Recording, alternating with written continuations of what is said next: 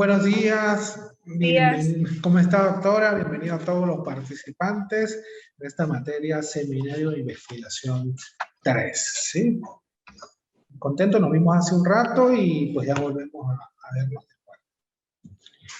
Vamos a dar como un espacio pequeño para que se vayan incorporando los compañeros para empezar el desarrollo, digamos, específico de las actividades, pero quería comentar algo.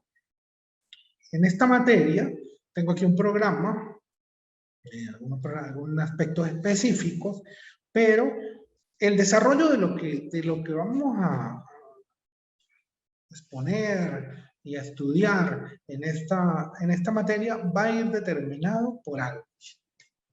Primero, pues, el número de participantes y en segundo lugar, por el número el estado de avance de los participantes en sus respectivos proyectos de investigación personal. Porque, pues, esta materia debe tener un fin práctico. Tiene unos aspectos teóricos formativos, pero debe tener un fin práctico. ¿Cuál es ese fin práctico? El de ir abriendo el camino, ir generando los espacios, ir generando las condiciones concretas y específicas para la concreción del proyecto de investigación, el proyecto de tesis doctoral que va a culminar, va a llevar a la persona a culminar con éxito su desarrollo profesional, ¿sí?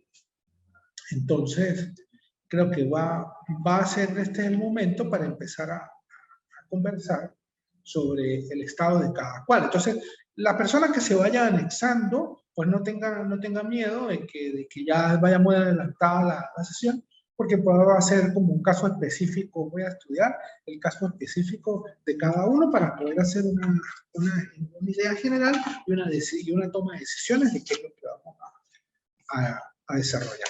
Entonces, doctora Adriana, aquí formalmente, ¿sí? Ya en clase, por favor, coménteme usted en qué estado, cuáles han sido sus experiencias en seminario, qué ha podido desarrollar, si tiene ya su tema de investigación, qué tanto lo ha desarrollado, todo lo demás. Por favor. Okay. Bueno, buenos días, doctor. Bueno, con respecto a mi tesis doctoral, yo me quiero enfocar, ¿no? Y me estoy enfocando en la parte de responsabilidad penal de adolescentes, ¿no? En la ley, pues como tal, en la venezolana, en la Ley Orgánica para la Protección del Niño, Niña y Adolescente, pues hay muchas lagunas, ¿no? O vacíos allí.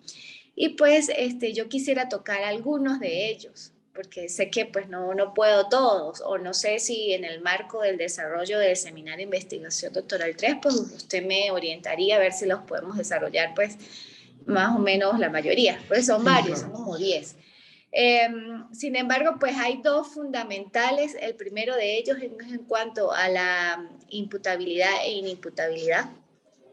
Bueno, con la reforma de la ley del 8 de junio del 2015, se consideró imputable totalmente desde los 14 hasta menos de 18.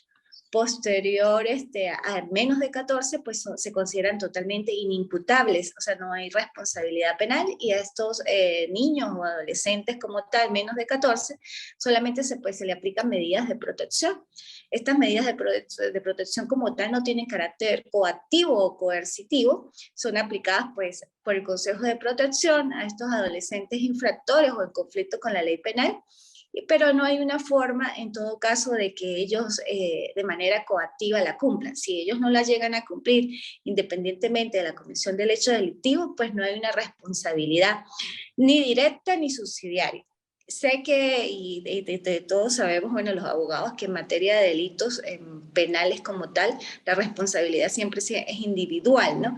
Pero en materia de responsabilidad penal de adolescentes yo considero que debería de formar parte integrante como una forma de responsabilizar solidariamente y subsidiariamente a los padres, no con sanciones o penas corporales, porque efectivamente el delito lo cometió fue su hijo, pero sí como una forma de que a ese padre o representante se le pueda conminar a que regule y ayude al cumplimiento de esa sanción o de esa medida de protección.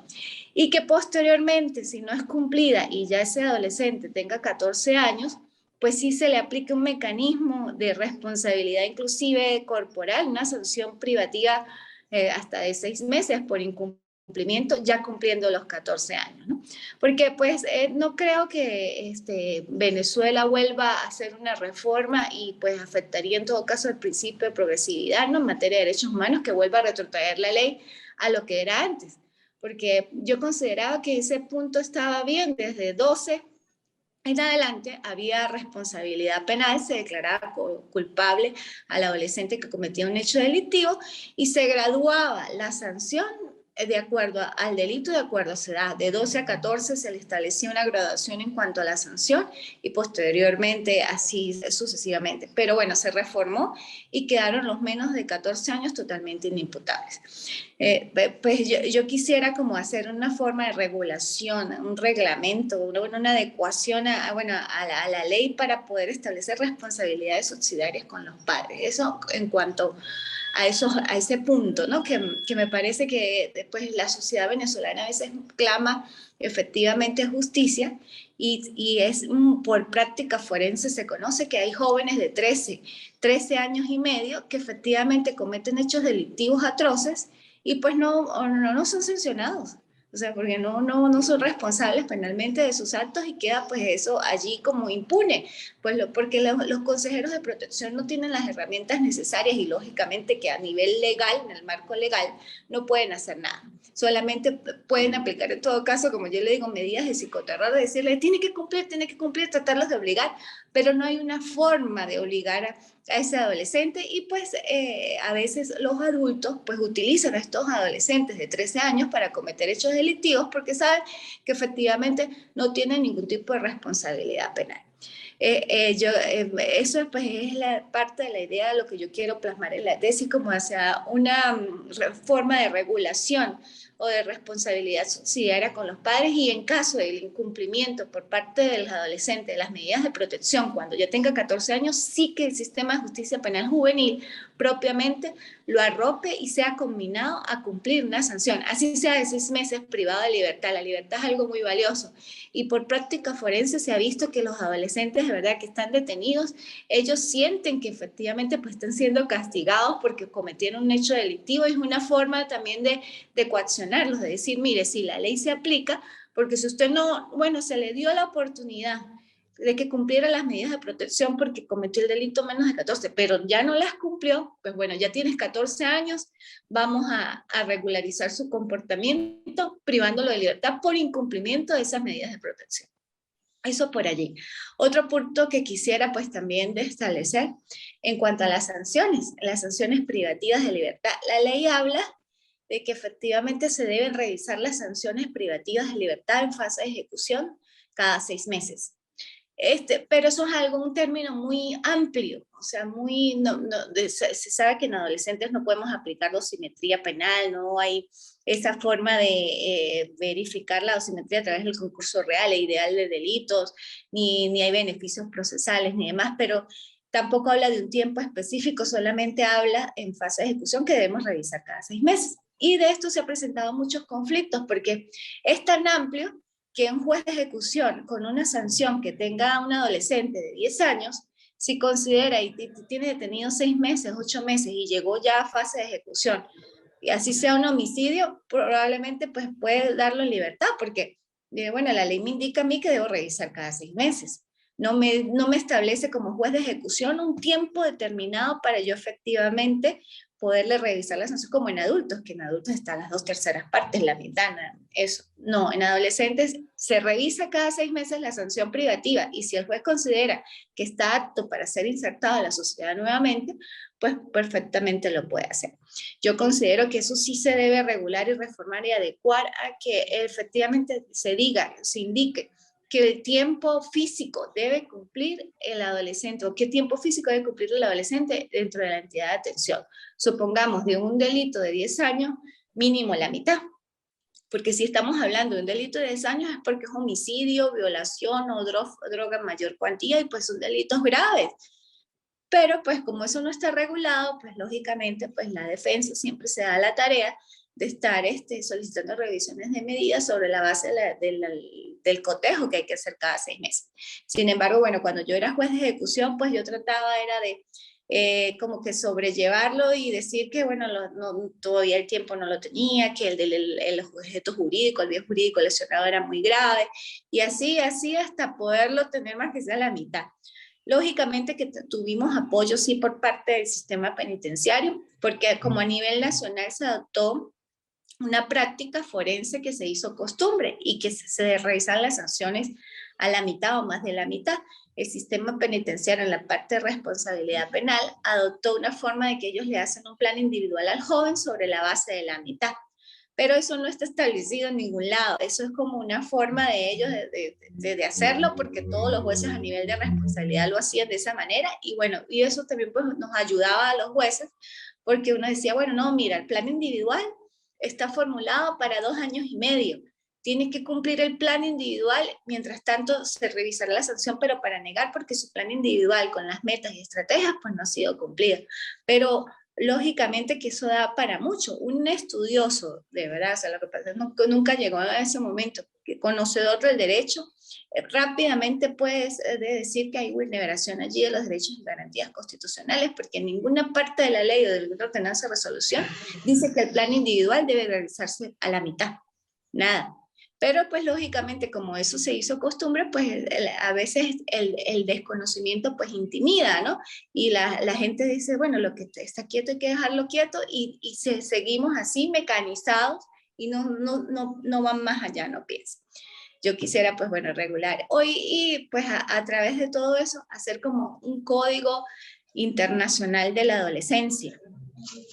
Porque si bien es cierto, hay 6 mecanismos o instrumentos internacionales que son la base de la Ley Orgánica para la Protección del Niño y Niña Adolescente, que son las reglas de Beijing, las reglas de equidad, la Convención Principal de los Derechos del Niño, bueno, unas directrices de la UNESCO y demás. No hay un código internacional de la adolescencia efectivamente que determine o dictamine principios generales con base a esos adolescentes que están en conflicto en la ley penal.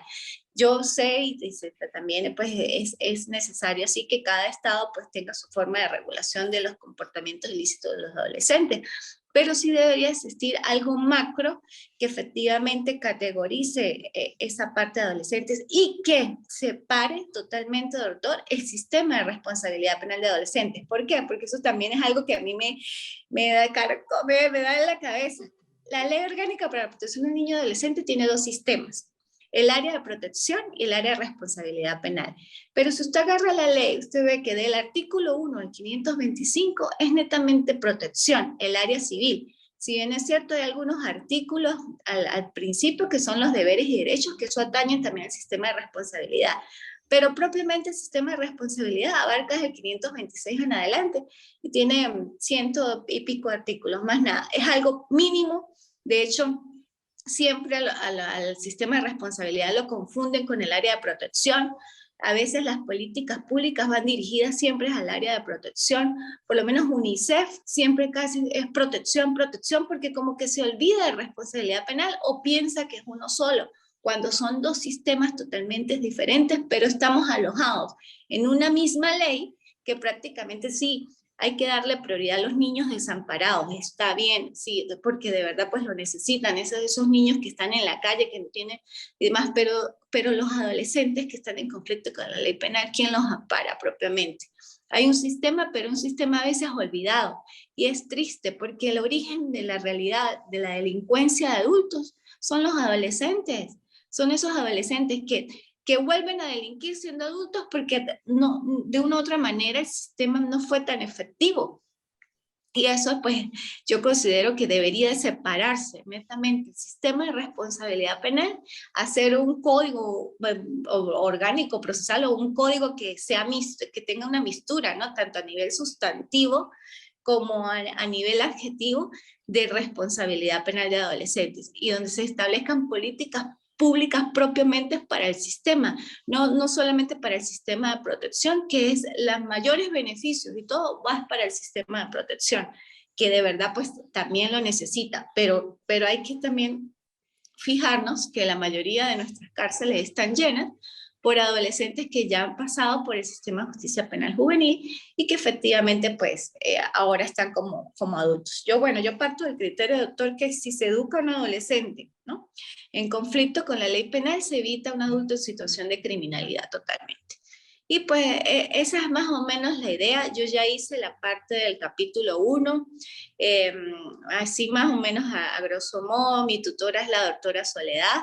Estamos ahí trabajando, pero ahí quedé. No he hecho más nada. Estoy en el capítulo 1, pero tampoco tengo mucha certeza de qué me faltó en el capítulo 1, cómo debo avanzar. Estoy ahí y pues quiero seguir evolucionando, porque bueno, una de las ideas es que yo terminar la escolaridad y presentar y poder defender la tesis de una vez. Ese es lo que tengo, doctor. Doctora, pues mire, realmente es muy interesante el conjunto de ideas que tiene, ¿sí?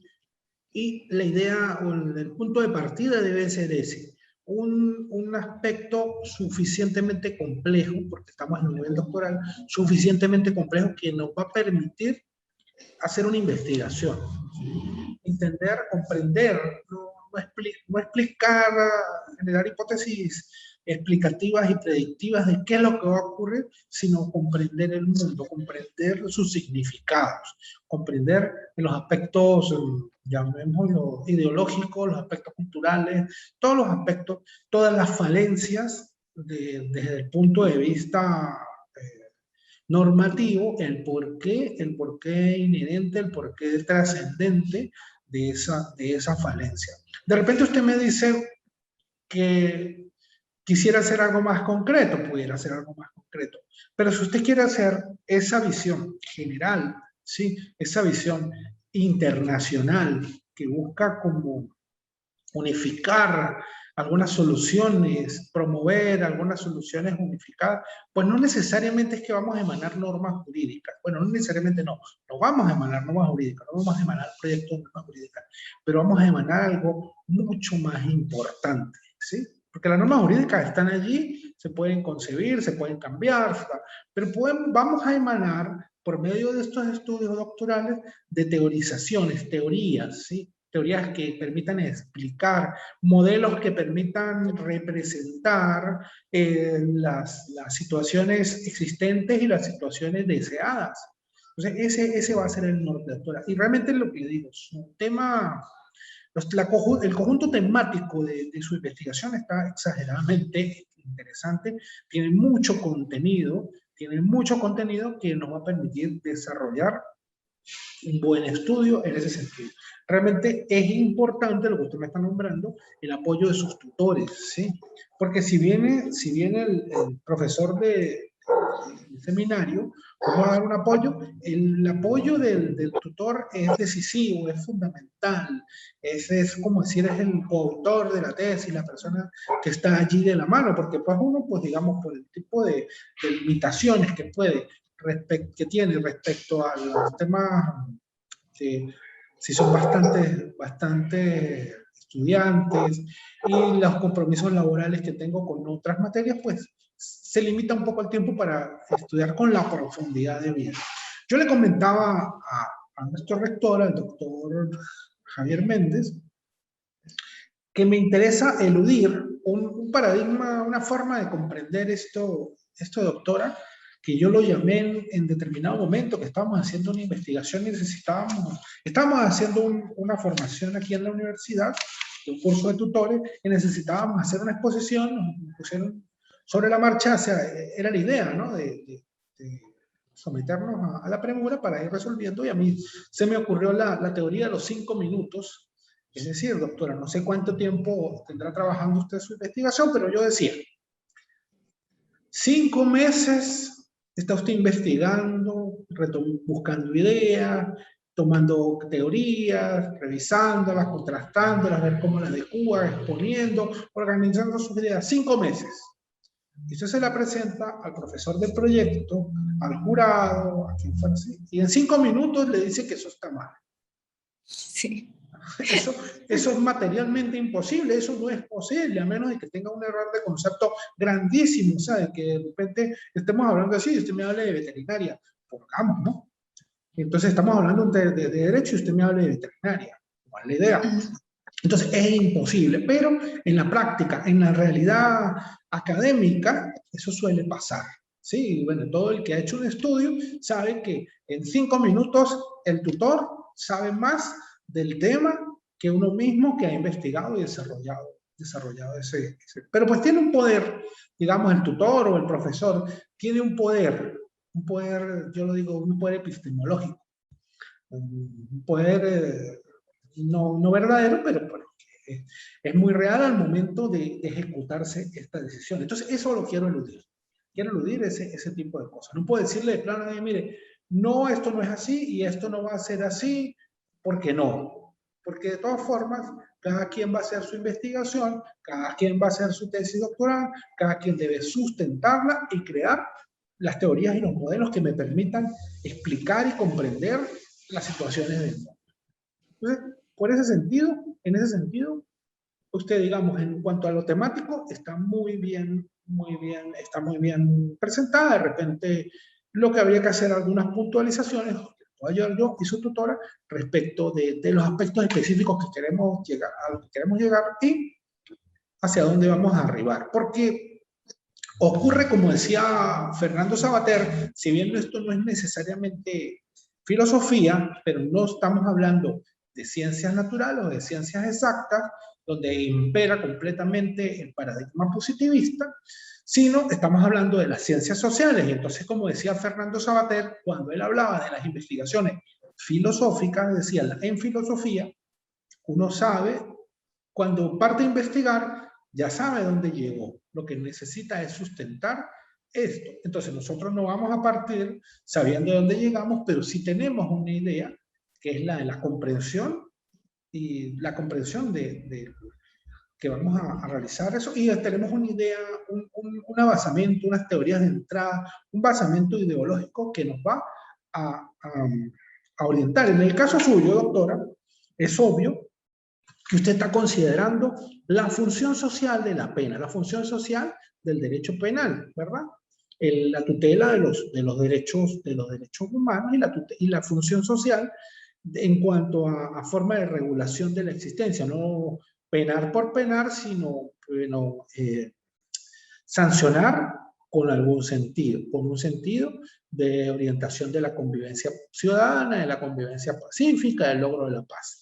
Entonces, esos aspectos son los que vamos a considerar en cuanto a nuestro estudio. Lo que se ha desconectado la doctora y noto que pues, no se han coordinado, algunas otras, no han ingresado los otros estudiantes, pero entonces voy a hacer algunas consideraciones que pueden quedar, si alguien se va incorporando, pues podemos conversar con él. Van a quedar dentro de la plataforma, pues como las orientaciones que vamos a indagar en esta materia de seminario. ¿Cuál es la idea de nuestra materia de seminario?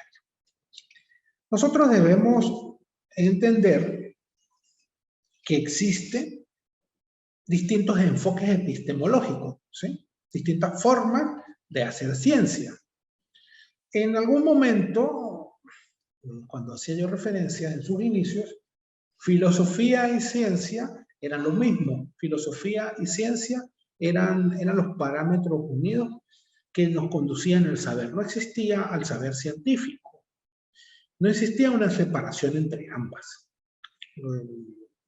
Más bien, la predicción es del filósofo griego Aristóteles, que se encargó de la reflexión sobre el mundo fáctico, reflexión no solamente desde el punto de vista de las ideas que orientaba a Platón, sino desde el punto de vista de los hechos, de los objetos existentes en la realidad, aprehensibles y perceptibles por los sentidos, llevó a dar una metodología, que para el estudio del conocimiento de esa realidad fáctica y la obtención de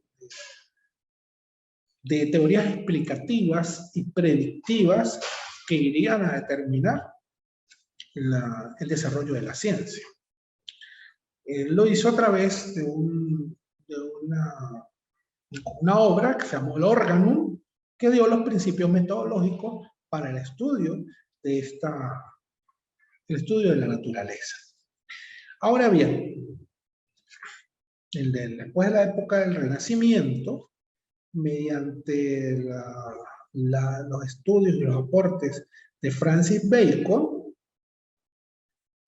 la doctora Adriana me está diciendo en este momento que se interrumpió el servicio de energía eléctrica y por eso pues su desconexión.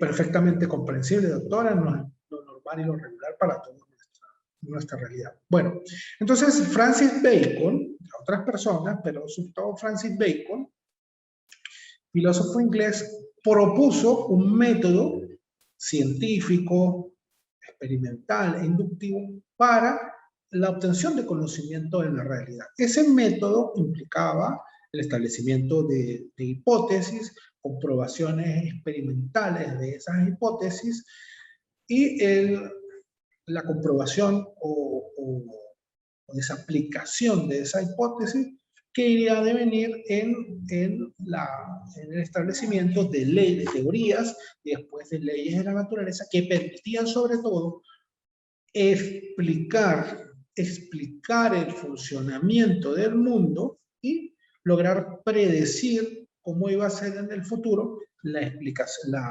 fundamentación de ese procedimiento. Es decir, permitían establecer con cierto nivel de predictibilidad, cierto nivel de rigurosidad, que en los casos de las ciencias experimentales en los primeros tiempos rozaba con el 100%, permitían explicar el mundo, cómo era el funcionamiento del mundo.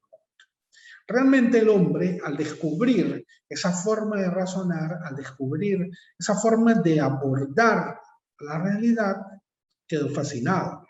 Porque ¿quién no va a quedar fascinado con la idea de que pueda tener una previsión del mundo tan grande que le permita establecer qué va a ocurrir en el futuro? Porque, a ver, el ser humano debe transformar el mundo para poder vivir en él. Entonces, el ser humano se fue dando cuenta de que algunos fenómenos naturales, como las sequías, como las inundaciones, como los huracanes, como los ciclos lunares, como las apariciones de los cometas, como las mareas, de repente la ocurrencia de algunas plagas, podían tener una base científica, podían tener una base explicativa que no era necesariamente la justificación mitológica o religiosa que surgía de un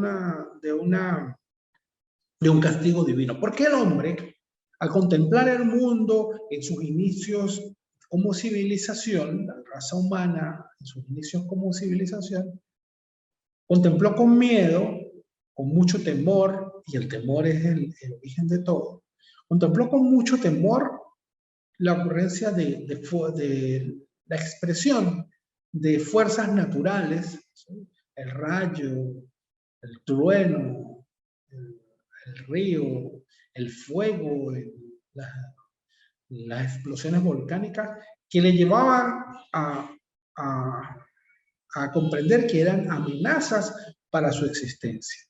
Y una de las explicaciones que el ser humano dio es que el fuego, la lava, el agua expresada en un maremoto o en una inundación terrible, eran seres personificados, es decir, dioses, potencias naturales, sobrehumanas, eternas, que irían a transformar su realidad y con las que debía negociar. No quiero decir con esto que no haya que ser creyente de la religión, porque la religiosidad y el saber científico van por caminos distintos. La ciencia, es mi convicción y la de no pocos pensadores, la ciencia no nos va a decir nada respecto, nos puede decir cosas sobre la religión, ¿sí? Nos puede describir la historia de las religiones y demás, pero no nos va a decir nunca, y no puede hablar del pensamiento mágico, pero nunca nos va a decir nada, una respuesta asertiva ante las necesidades que tenemos en materia religiosa. Las tendencias, las iniciativas que tenemos en cuanto a la trascendentalidad representada por un conjunto de valores religiosos, la ciencia no nos va a decir nada. Y por tanto, la religión, que está también en un área del saber humano, un área del quehacer humano, más bien del quehacer muy distinta, tampoco nos va a aportar sobre la religión. Por eso, los intentos de una para incidir en el campo de la otra siempre no han sido más que intentos torpes y en algunos casos hasta ridículos que debe hacerse. Entonces, el ser humano en sus inicios intentó comprender el mundo personificando las fuerzas de la naturaleza, dándoles un carácter de dioses con los cuales debía negociar para obtener el beneplácito de ellos y lograr su bienestar, lograr conservar su seguridad, su disfrute del mundo. Entonces, cuando tenemos un ser humano guiado por ese pensamiento religioso o pensamiento mágico que determinaba que, por ejemplo, si ocurría una inundación, debía hacerse un sacrificio humano o había que sacrificar los alimentos o hacer determinado tipo de conducta para mantener contentos a esos dioses de la sequía o a los dioses de la fertilidad humana o a los que fueren.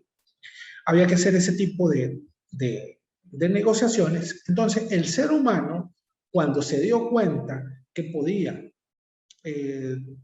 predecir la ocurrencia de un eclipse solar con una precisión exacta, cuando en mucho tiempo se pensaba que era una suerte de castigo, de imposición de una prueba, digamos, una prueba iniciática, impuesta por los dioses, cuando se dio cuenta de que podía explicar el mundo en términos predictivos, pues dejó de tener miedo un poco, le bajó un poco el miedo, ¿sí? Porque yo hago énfasis en ese miedo es porque el temor nuestro, porque nosotros tenemos ese temor porque somos dolorosamente conscientes de nuestra existencia, dolorosamente conscientes de nuestra individualidad y dolorosamente conscientes de nuestra finitud.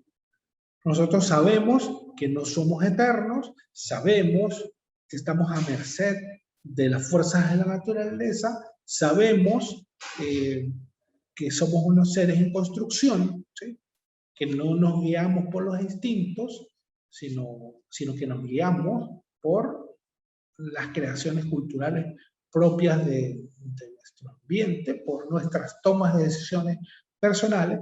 Entonces, esos seres humanos que están sobrecogidos ante la inmensidad de su dimensión, el ser humano, esos seres humanos que descubrieron, ¿sí? Lo habían realizado anteriormente, pero que con Francis Bacon llegaron al sumum, a la mayor cantidad posible de certezas en cuanto a la posibilidad del desarrollo de investigaciones de la naturaleza que permitieran manejar criterios de predictibilidad absoluta. Pues se hicieron a la idea de que por medio de la utilización del método científico, por la experimentación, por la investigación experimental del mundo, podían obtener leyes que lo regularan, comprender las leyes que lo regularan todo. Entonces, si bien de repente Isaac Newton desarrolló la ley de gravitación universal, que fue absolutamente cierta, al menos en la forma de comprensión de la ciencia hacia ese momento, fue completamente irrefutable, se convirtió en un dogma. Entonces, de igual manera, poco a poco se fue avanzando en la extensión de esta forma de aprender el mundo, de esta forma de generar conocimiento, hacia todas las otras ciencias sociales, hacia todas las otras ciencias, hacia todos los campos del quehacer humano. Y entonces llegó un momento en que en el siglo XIX, en medio de una revolución científica que surgió con posterioridad a las revoluciones políticas que determinaron, las revoluciones políticas que determinaron el reconocimiento de otra forma de vivir, de otra forma de comprender el Estado, de otra forma de comprender el ser humano, que le daba valor universal y unos derechos inherentes por sí mismo, después de las declaraciones de los derechos del hombre y el ciudadano, de las dos fantásticas revoluciones, la revolución norteamericana, que generó por primera vez un Estado plenamente, bueno, existía la esclavitud, pero era plenamente democrático, que declaraba que la soberanía residía en el pueblo y no en un gobernante monarca, que recogió, junto con la Revolución Francesa, todos los postulados del iluminismo, los postulados de la teoría política, de los grandes teóricos políticos franceses, que más que científicos fueron filósofos y hasta literatos, cuando hablamos de Montesquieu, cuando hablamos de Rousseau y cuando hablamos de Voltaire. Recogió todas esas ideas, las ideas del enciclopedismo, por medio de la luz de la razón, de que hablaba Baruch de Spinoza, ahuyentar las sombras del autoritarismo, de la instrumentalización del ser humano, de que el ser humano dejase de ser un instrumento para el cumplimiento de determinados fines, para que fuese un fin en sí mismo. Entonces, con posterioridad a esas revoluciones políticas que curiosamente promovieron el valor del ser humano y los derechos del hombre y del ciudadano, a la par que diseñaron formas de ejecución sanitaria y rápida y lo menos dolorosa de las personas por medio de la famosa guillotina implementada en la época del terror de la Revolución Francesa por aquel Comité de Salud Pública encabezado por el famoso Robespierre. Bueno, con base en todas estas ideas que transformaron la concepción del mundo, que dieron al nacimiento, al constitucionalismo moderno, al Estado de Derecho, que no al Estado Social de Derecho todavía, pero sí al Estado de Derecho, que daba la posibilidad de la regulación de la acción humana social con base en normativas específicas derivadas del ejercicio normativo legítimo sustentado en la autoridad que emana del soberano, que en este caso era el pueblo, y no un soberano unipersonal, tradicionalmente, como existía tradicionalmente en toda la historia anterior de la humanidad. Entonces, en ese momento en que llegó una cierta racionalidad, un afán de regulación, de reconocimiento de derechos del ser humano, de reconocimiento de derechos sociales, de establecer una regularización de las relaciones sociales, en ese momento en que surgió todo esto, en que se permitió de forma más abierta el intercambio de ideas, el establecimiento de relaciones y estudios, la expresión de las ideas del ser humano, en ese momento, en medio de todas las otras posiciones que intentaban explicar el mundo, pues surgió el positivismo. El positivismo, que no es más que la el fundamento filosófico de todo este método científico que conllevó al establecimiento de el solo estudio de lo que pudiera ser percibido por los sentidos, de lo que pudiera ser experimentado, lo que pudiera ser pesado, lo que pudiera ser medido. Es decir, esto determinó que en el campo de las ciencias naturales, en el campo de la física, en el campo de la química, en el campo de la biología, por ejemplo, fuese normal la aplicación de este método, porque pues ya se venía estudiando de esa forma. Las digresiones filosóficas no eran útiles en este momento, sino lo que se requería era el estudio de hechos, de aspectos concretos de la existencia. Y entonces, en ese caso, también, porque el ser humano no solamente se va a limitar a estudiar lo que le rodea, no se va a limitar solamente a estudiar el mundo en cuanto a expresión física o química o biológica, sino que quiso estudiar también, el ser humano quiso estudiar también a la sociedad, los grupos que él mismo conforma, las relaciones que pudieran existir entre ellos. Y entonces surgió la idea de que si existían leyes de la física o de la química que regulasen y predijesen el comportamiento de estos elementos fácticos, también podrían existir leyes del comportamiento humano individual y comportamiento humano social, por lo que se dio origen a ciencias como la sociología y la psicología.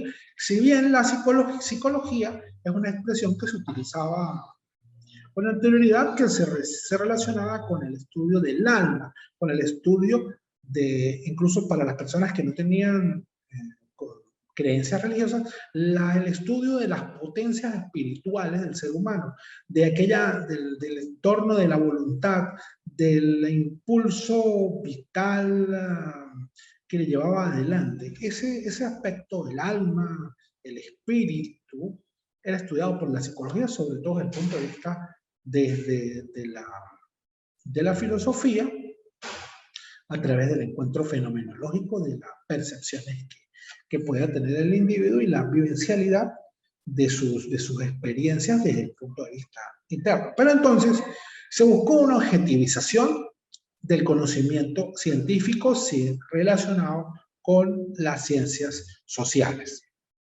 Y entonces este positivismo se estableció como un paradigma, una forma de comprender el mundo. ¿Qué es un paradigma? Es una expresión que se utiliza y se usa en demasía, tal vez en la actualidad. Entonces, ¿pero qué es ese paradigma? ¿Qué es un paradigma? Un paradigma es un filtro epistemológico, digo yo, y tal vez con eso no diga mucho. Pero cuando digo un filtro epistemológico, quiere decir en términos muy sencillos, y para eso me baso en la descripción que hace paradigma Edgar Morin en su libro Los 7 saberes necesarios para la educación del siglo XXI, que fue editado por la UNESCO y que en la página de la UNESCO está en línea, cuya lectura recomiendo a todos los participantes.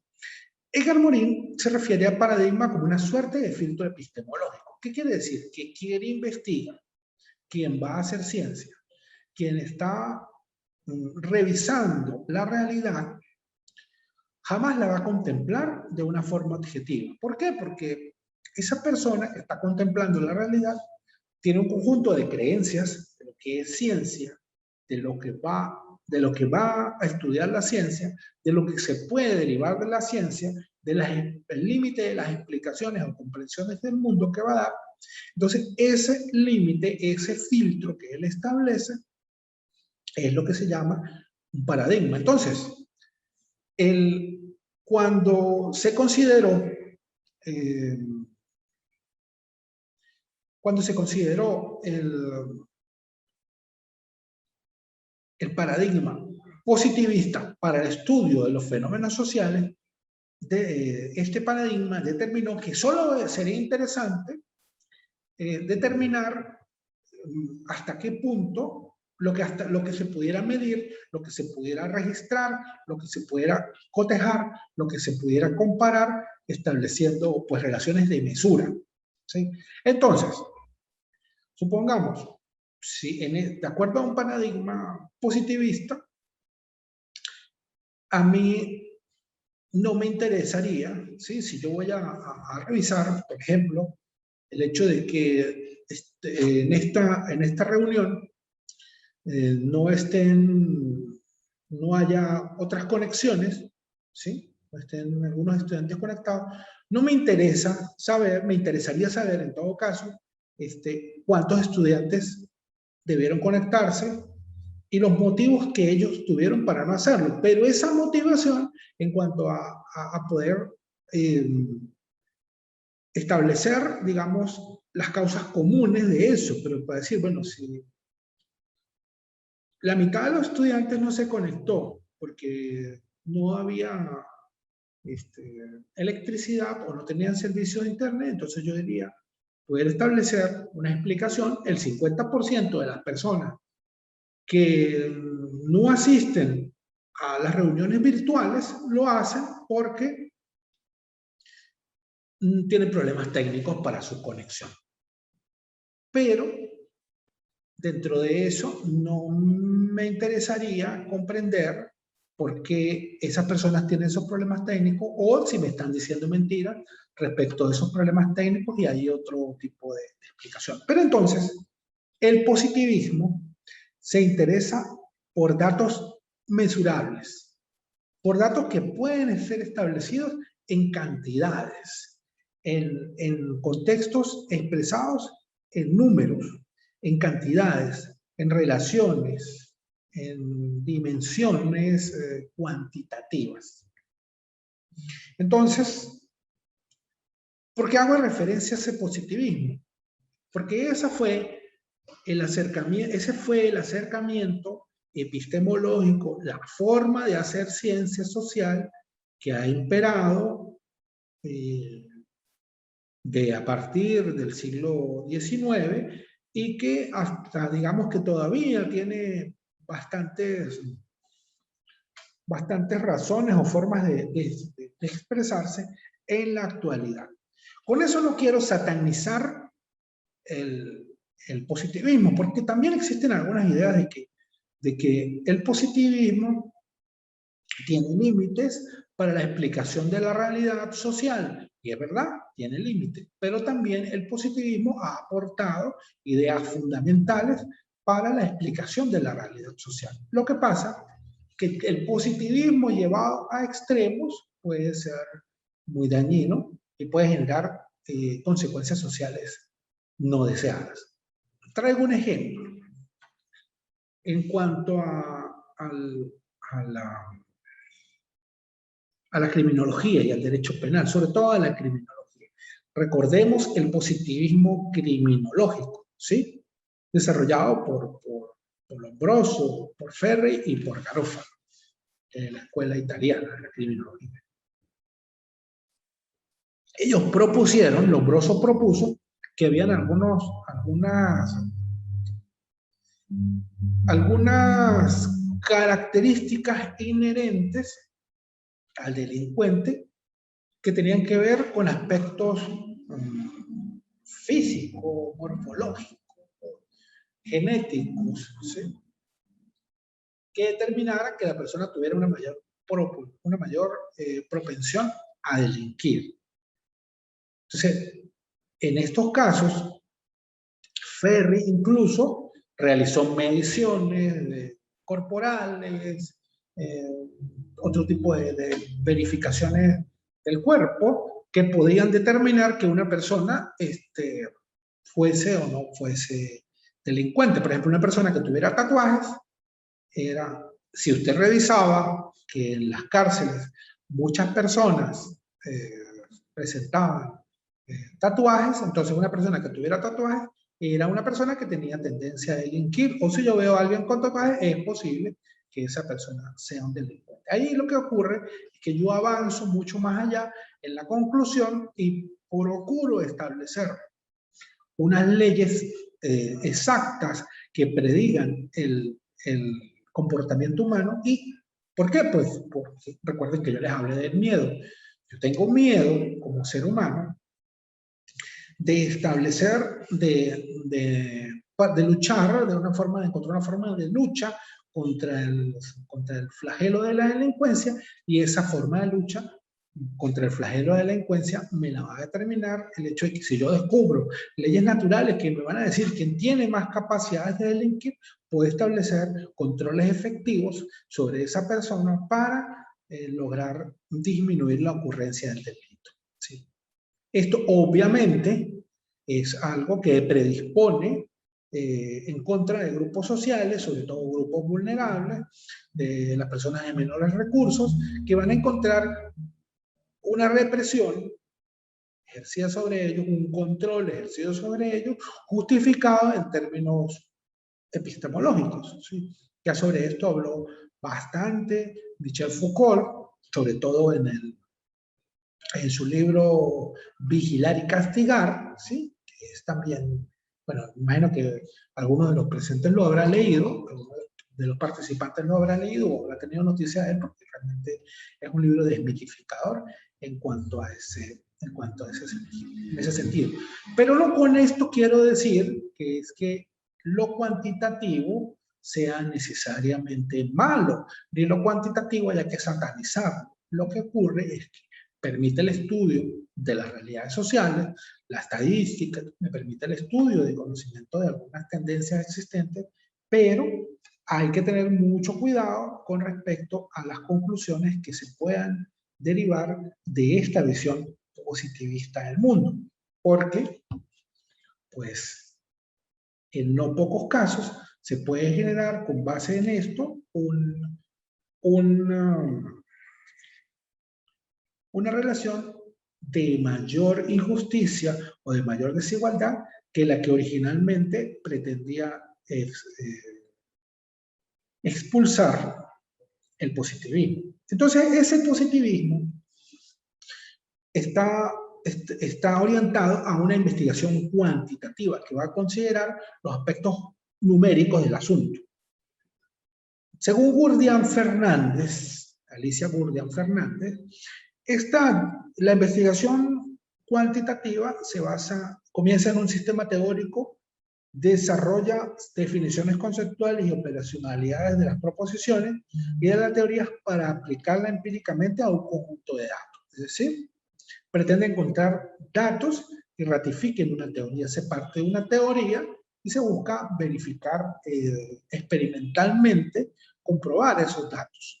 Si bien pareciera que le dicen a uno que va a pasar de lo particular a lo general, la inducción, realmente lo que está buscando en el campo de las ciencias sociales, comprobar teorías. Surge primero la teoría y se busca explicar esa teoría, pero surge la teoría que va a predecir la ocurrencia de un hecho.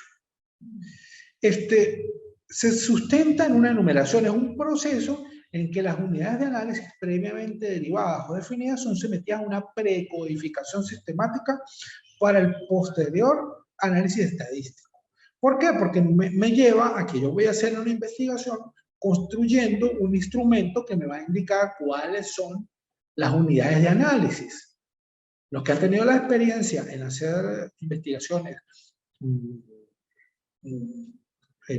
científicas desde el orden cuantitativo recordarán que se aplica un instrumento con unas preguntas, con respuestas estandarizadas que pueden hacerse en selección, una selección de 2 respuestas ambivalentes, sí o no, bien o mal, etc.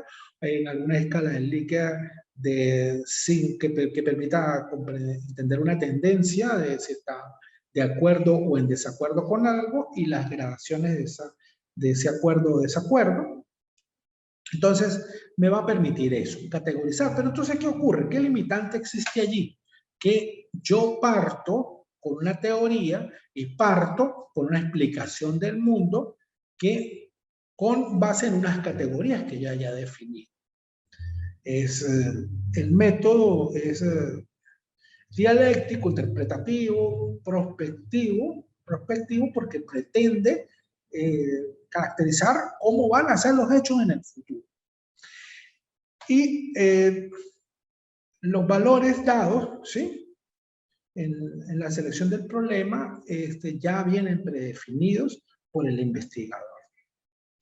Ve una teoría y una práctica relacionadas porque la teoría va a explicar el acontecimiento de los sucesos en el campo de la realidad en el futuro. Entonces va a ser predictivo. Ahora bien, ese modelo positivista ha encontrado sus limitaciones en experimentos sociales, sobre todo en experimentos sociales que han generado terribles problemas durante el siglo XX, ¿sí?, que van desde de las ideas del liberalismo más extremo, que de acuerdo con Adam Smith, casi que de un modo mágico iba a regular, iba a producir un mercado autorregulado que generara unas condiciones específicas y de un equilibrio para todas las fuerzas, una generación de riqueza total, hasta también desde el otro extremo, la instauración de la dictadura del proletariado que iría a disminuir las relaciones de conflictos de clase, a eliminar la explotación del hombre por el hombre, a lograr un humanismo por medio de la eliminación de las creencias del ultramundo, como diría Nietzsche, de las creencias religiosas que generaban, y la eliminación de los sistemas de explotación humana por el medio del robo de la plusvalía que hacía el patrono respecto al obrero. Bueno, generaron estas formas de comprender el mundo, de predecir la ocurrencia de los hechos sociales, devino en grandes desastres que se han producido a lo largo del mundo. Entonces, la epistemología moderna, actual, se decanta más por el hecho de no lograr explicaciones predictivas del mundo, del ser humano, ¿sí?, porque es obvio que el ser humano individualmente considerado o considerado como un colectivo, pues tiene distintas apreciaciones del mundo que le van a permitir ser cambiante. Entonces, si se ha comportado de una forma seguida durante 5 oportunidades consecutivas, eso no indica que su comportamiento va a ser el mismo en la 6ª oportunidad. Entonces, ¿qué se orienta la epistemología dentro de un nuevo paradigma? A estudiar desde el punto de vista de lo cualitativo, estudiar la comprensión que el hombre tiene del mundo, los significados que tiene para él, los eventos de la realidad, para comprender por qué no comprender cómo se va a comportar el hombre en el futuro, sino por qué se comporta así, qué entiende él cuando se está comportando de determinada forma, qué significados tiene lo que él está haciendo. Por eso es importante entender que estamos dentro de un nuevo paradigma, el paradigma cualitativo, de la investigación cualitativa, dentro de un enfoque interpretativo evidencial. Voy a interpretar los significados de la realidad para los actores de la misma. Por eso, cuando la doctora Adriana Bautista nos estaba hablando de todo ese conjunto de situaciones problemáticas que conllevaba su investigación, era interesante, ella nos decía, que habían algunas soluciones que no eran legales, no estaban establecidas en la ley, para establecer el momento en que se podía revisar la pena del adolescente, ¿sí? Y ella nos decía, como un actor de ese proceso, como una juez, una operadora de justicia, nos decía que era preocupante, ¿sí? Era preocupante el hecho de que esa revisión de esa pena, aún en los casos de los delitos mucho más graves, pongamos el homicidio, implicaba que había una tal amplitud para proceder por parte de los operadores de justicia que determinaba el hecho de que no existía esa amplitud. Entonces, en unos casos en que se hubiera condenado a un adolescente a una pena de 10 años, a los 6 meses podía generarse una libertad para esa persona, porque no había un criterio específico para determinar en qué momento él ya había cumplido la pena, ya había cumplido su función. Entonces, eso denota que para el operador de justicia existe una significación, existe un significado. Ese concepto el cumplimiento de la función de la pena, que no está definido por la legislación, sí conforma un conjunto de significados para el operador de justicia. Y eso es lo que yo quiero entrar a comprender en ese caso. ¿Qué significa para un operador de justicia que haya cumplido la función de la pena? ¿Sí? ¿Qué significa para un operador de justicia la existencia o inexistencia de una regulación internacional de la responsabilidad penal del adolescente?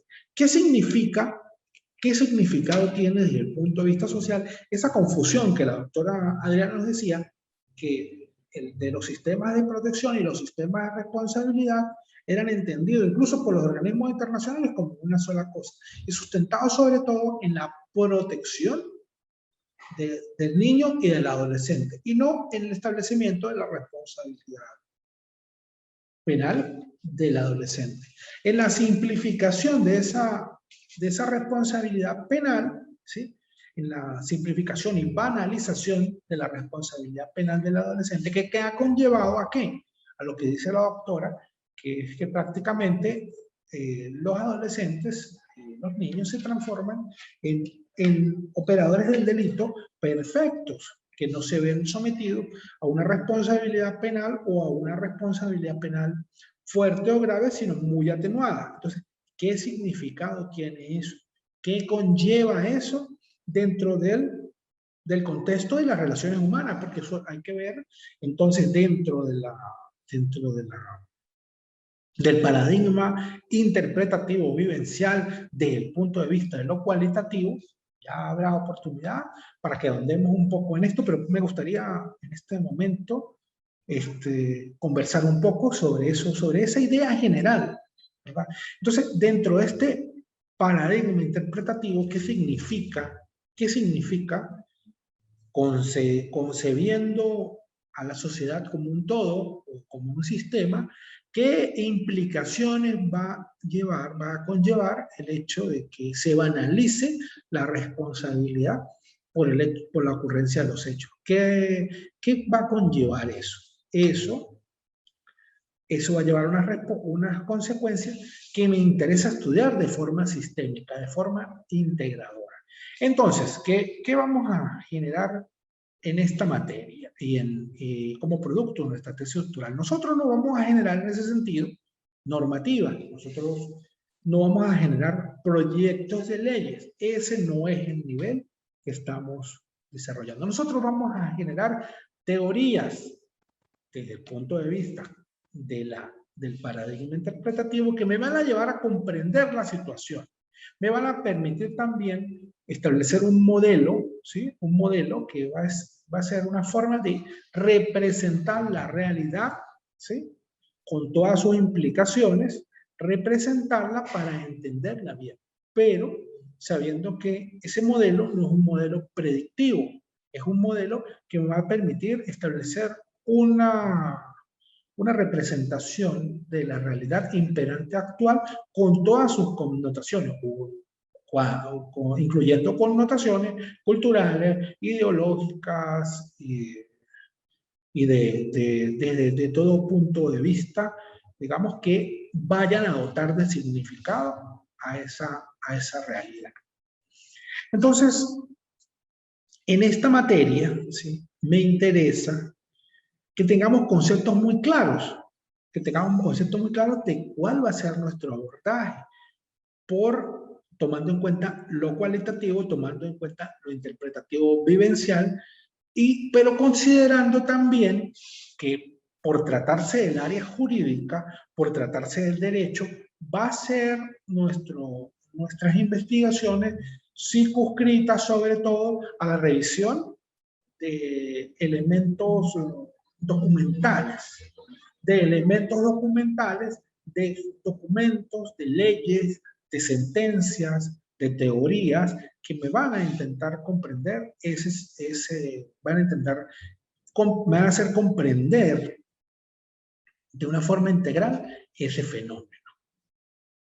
Pero partiendo de la idea de que todo puede ser objeto de crítica, de que todo tiene una razón ideológica inherente, de que ningún acercamiento a la realidad es objetivo de manera absoluta, sino que todo acercamiento a la realidad tiene una motivación subyacente, ¿sí? Obviamente, cuando yo establezco, cuando yo establezco la necesidad de un control social, yo digo, bueno, la sociedad se está descarriando. Vamos a pensar como los políticos. La sociedad se está descarriando. Si la sociedad se descarría, ¿qué debo hacer yo? Debo buscar cómo evitar que la sociedad abandone los parámetros normales y deseables de la convivencia pacífica. Si es la convivencia pacífica lo que yo deseo. ¿Y cómo lo hago? Bueno, debo controlar la sociedad, debo establecer unas formas de control social. Esas formas de control social tienen que estar legitimadas. ¿Cómo van a estar legitimadas? Desde un punto de vista político, logrando el consenso o el apoyo de las mayorías establecidos de acuerdo a los parámetros de las ciencias políticas, pero también debe estar legitimado en un saber que subyaga, un saber subyacente, un saber que me justifique la toma de esas decisiones. Entonces, en estos casos, también debo entender que las teorías sociales que voy a generar van a terminar por ser utilizadas para la utilización, van a ser utilizadas para la legitimación y justificación de medidas políticas. Eso debo considerarlo también, ¿sí? Cuando la doctora Adriana nos dice, es necesario establecer una regulación sustantiva y adjetiva internacional que me permita, sin alterar o alterando hasta cierto punto, la soberanía derivada de la legislación nacional, ella me está diciendo que es necesario toma de decisiones políticas, y esa toma de decisiones políticas es necesario que la legitimemos mediante unos saberes comprobables y justificables, lógicos, que me permitan establecer esa regulación deseada. ¿Para qué? Para lograr los fines sociales de la norma, ¿sí?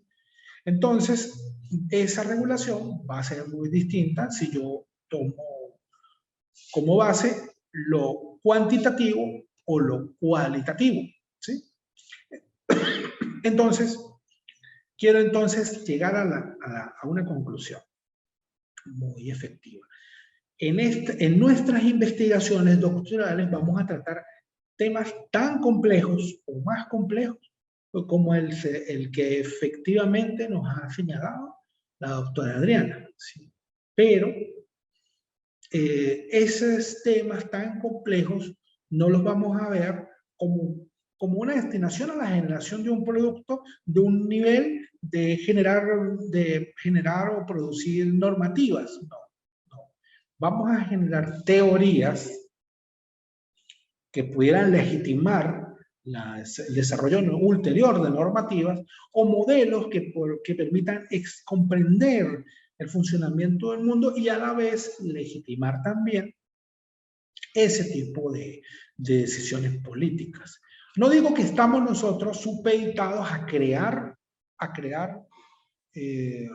saber destinado a la legitimación de las decisiones políticas, la legitimación del poder. No va a ser así, porque pues no es el interés, pero es inevitable que de lo que yo estoy teorizando, de lo que yo estoy estableciendo como un modelo, sobre todo cuando estamos hablando del campo del derecho, pues pudieran derivarse en la toma de decisiones políticas del saber que estoy proponiendo, sin pensar que ese saber es exacto, que ese saber es ineludible y que ese saber es digamos, el último y que adquiera caracteres de dogma. Porque otra idea que debemos desarrollar es que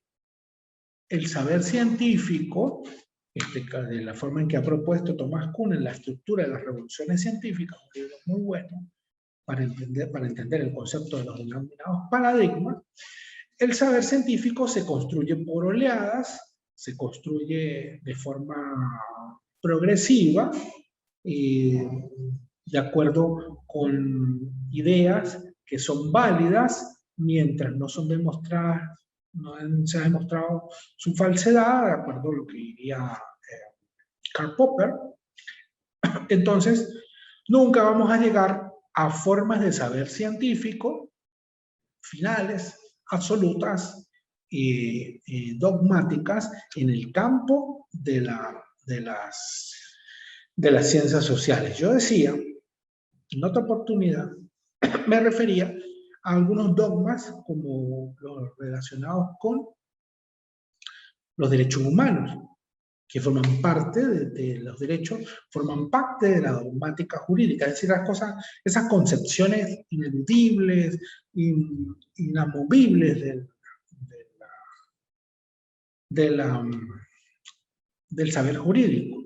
Son dogmas, pero incluso esos dogmas, se le da ese nombre, yo lo pongo como a la dogmática jurídica como un tema instrumental o un aspecto utilitario del decirle dogma, porque podemos comprobar que a lo largo del estudio de las normativas o las declaraciones generadas de los derechos del hombre y el ciudadano y de todas las otras declaraciones de derechos posteriores, vemos un cambio en el abordaje de esos derechos, buscando de repente dar mayor amplitud, mayor efectividad, mayor inclusividad, el desarrollo de estos derechos por medio de criterios de desarrollo sustentable o sostenible, que entonces van a permitir determinar que esa dogmática jurídica no es tal, sino que el derecho,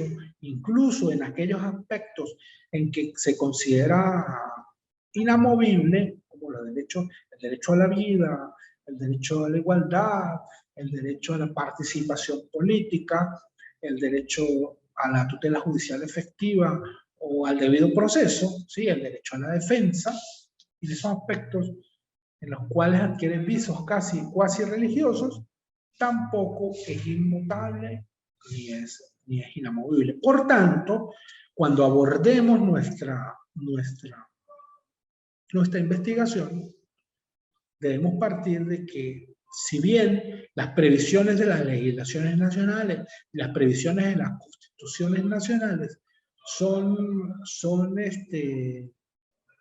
plenamente válidas de acuerdo a la legitimidad derivada de su formación, de su origen, no son desde el punto de vista de mi investigación referentes que no puedo cuestionar, sino que debemos abordar la investigación con una amplitud de miras y con una amplitud de conocimiento relevante e importante. Entonces, ahora, ¿qué quiero decir?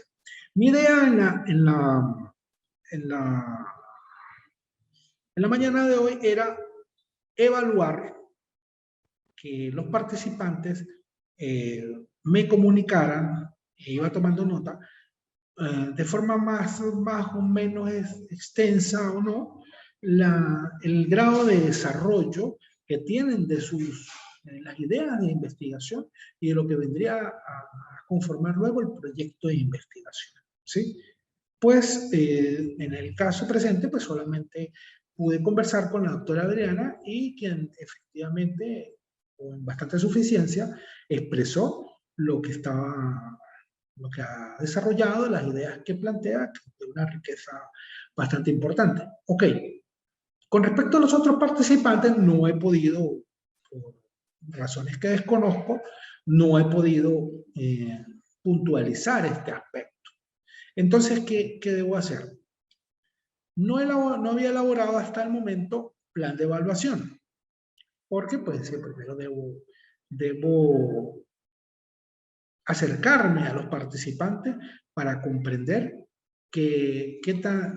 cuál es la orientación que tienen, qué intencionalidad tienen, qué idea de investigación les motiva, qué han desarrollado, cuáles son los derroteros que han transitado. Esa era mi idea. Como no he podido hacerlo por esta vía, pues entonces voy a ir elaborando un plan de evaluación cuya primera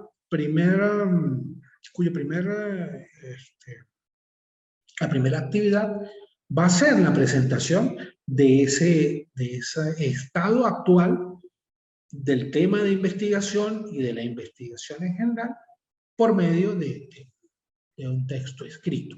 Entonces, esa va a ser nuestra primera asignación, porque es supeditada a ella, va a ser pronta y va a ser sencilla, sucinta, supeditada a ella las nuevas evaluaciones, porque necesito aún saber el estado actual del desarrollo de los temas de investigación por todas las personas para poder avanzar constructivamente en esta materia. ¿Ok? Entonces creo que los fines de la presente reunión, si bien no se cumplieron del todo, pues sí, por medio de la virtualidad y de la revisión posterior de este video, pues me van a permitir lograr lo deseado. Requiero entonces que los participantes estén pendientes porque el día de hoy o más tardar mañana estaré subiendo la primera actividad destinada a realizar un diagnóstico de las actividades de investigación llevadas a cabo por ustedes. Muchas gracias.